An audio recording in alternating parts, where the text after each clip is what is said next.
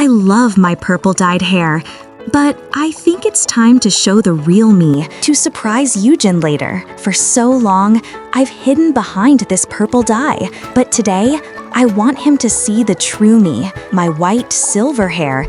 This is who I am, and this is who I want him to know.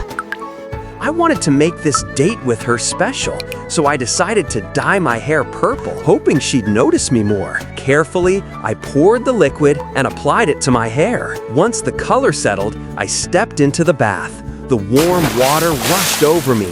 I couldn't wait to see her again. Now we're here, walking in the garden, on our first date. I really love it here. Our hands brushed while we walked. The first time, we both laughed shyly and pulled away, but after a while, we couldn't help it anymore. His hand found mine, and I held on tightly. He twirled me gently, and we danced slowly among the flowers. I could feel my cheeks burning, but I didn't care. The world felt soft and magical. His arms around me made me feel safe, like I belonged there.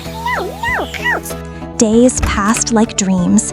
We met again and again, sometimes at the small restaurant called Happy Bee, where we laughed over fries and burgers.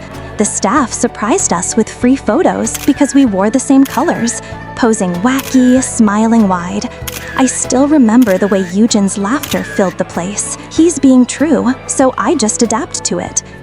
There were also days when we joined the street kids in their games. We ran and ran together, laughing until our chests ached. The children's voices echoed around us, their joy infectious, and I couldn't help but smile every time I saw Yujin running alongside them. On another evening, after the sun had already set and the streets glowed faintly under the lamps, the rain began to fall. The sound of the rain tapping above us made everything else quiet.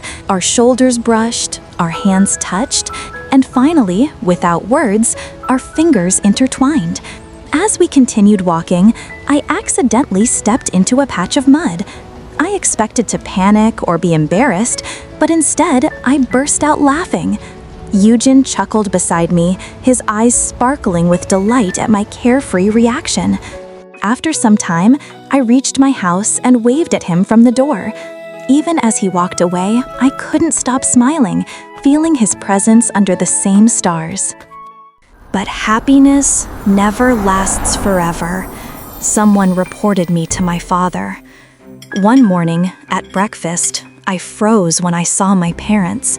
They had returned earlier than expected. My father's voice was stern, colder than the air. He listed everything he knew, where I had gone, who I had been with. He even knew Yujin's name. My heart sank. My father forbade me to see him again. He said I was never to leave the house without his permission. I wanted to scream, to fight, but all I could do was cry. My mother tried to comfort me, whispering gently, but even her warmth couldn't stop my tears.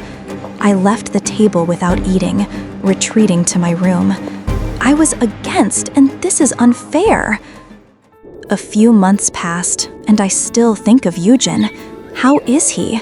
What is he doing now? Does he still play with the kids and bring them food like he usually does? But I can't see him from my window. Is something wrong? There, I clutched the photo we took at Happy Bee. We looked so happy, so free.